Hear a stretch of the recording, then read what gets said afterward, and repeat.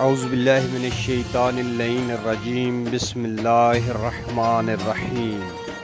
سفر عشق الہی کے سلسلہ میں مدینہ سے مدینہ تک کی 8ویں قسط لے کے آپ کے سامنے حاضر ہوئے ہیں۔ امید کرتے ہیں کہ آپ احباب ہماری اس کاوش کو پسند فرما رہے ہوں گے، اور نئے آنے والے احباب جو ہمارے چینل کے ساتھ منسلک ہو رہے ہیں ان سے التماس ہے کہ ویڈیو دیکھنے کے ساتھ ساتھ آپ ہمارے چینل کو بھی سبسکرائب کریں اور اپنی آراء سے بھی ہمیں آگاہ کریں تاکہ ہم نیکسٹ آنے والی ویڈیوز کو بہتر انداز میں آپ تک پہنچا سکیں۔ آج کی ویڈیو جناب مسلم بن عقیل علیہ السلام کی کوفہ روانگی کے بعد جو امام علیہ السلام نے بصرہ کی طرف رابطہ کیا وہ آپ کی پیش خدمت۔ امام علیہ السلام کا اہل بصرہ کو خط برائے نصیحت۔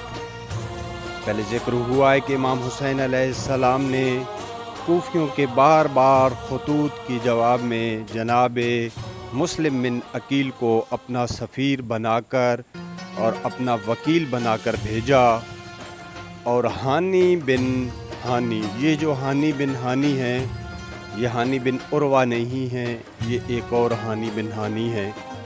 ہانی بن ہانی اور سعید بن عبداللہ کے ہاتھ خط بھی روانہ کیے، اور امام علیہ السلام نے فرمایا قیس بن مسہر سیدوانی، یہ امام علیہ السلام کا قاصد تھا، جو دوسری بار بھی آگے چل کے آپ کو علم ہوگا کہ جو مسلم بن عقیل کی طرف گیا تھا۔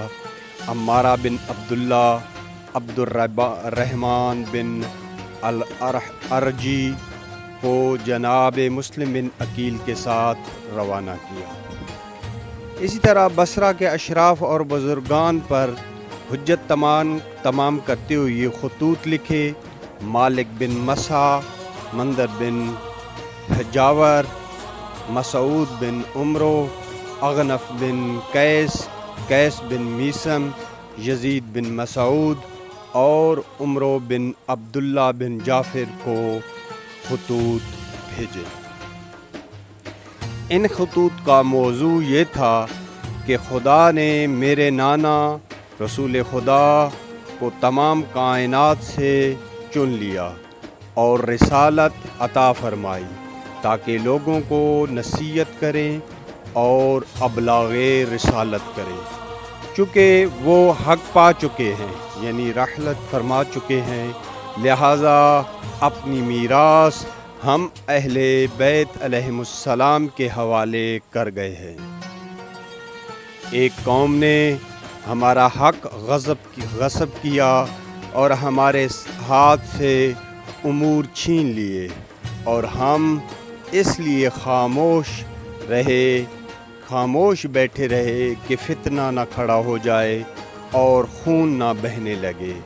اب میں حسین ابن علی تم اہل بصرہ کی طرف خط لکھ رہا ہوں اور تمہیں خدا اور اس کے رسول کی طرف بلا رہا ہوں، کیونکہ شریعت اور سنت کو برباد کر دیا گیا ہے اور بدعت کو رائج کیا جا رہا ہے۔ اگر میری دعوت قبول کرتے ہوئے میرے امر کی اطاعت کرتے ہو تو میں تمہیں گمراہی کے راستے سے نکال کر باہر لے آؤں گا اور راہ راست کی طرف ہدایت کروں گا۔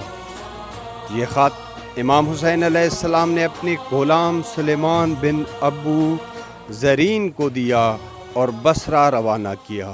یزید بن مسعود نشلی کا امام حسین علیہ السلام کا خط پہنچنے کے بعد بصرہ کے اشراف سے خطاب۔ امام حسین علیہ السلام کے قاصد سلیمان بن ابو زرین نے خط یزید بن مسعود کو دیا، اور وہ اس کے مضمون سے آگاہ ہوا تو بنی تمیم، بنی حنظلہ اور بنی سعد کے اشراف کو طلب کیا اور ایک کمیٹی بنائی، اور پھر خطاب کیا، اے لوگو تم مجھے اپنے درمیان کیسا پاتے ہو؟ لوگوں نے کہا، خدا کی قسم تم ہمیشہ ہمارے خیر خواہ رہے اور تقویت دینے والے ہو، ہمارے لیے باعث افتخار ہو۔ تو یزید بن مسعود نے کہا، آج میں نے تم کو یہاں جمع کیا تاکہ تم سے مشورہ لوں اور مدد لوں۔ تمام لوگوں نے کہا، اپنا مطلب بیان کرو، ہم سے جو ہو سکا کریں گے اور نصرت میں کوئی کوتاہی نہیں کریں گے۔ ابن مسعود نے کہا، اے لوگو، معاویہ مر گیا ہے اور اپنا انجام چکھ رہا ہے۔ ظلم و ستم کے ارکان خراب تو ہوئے،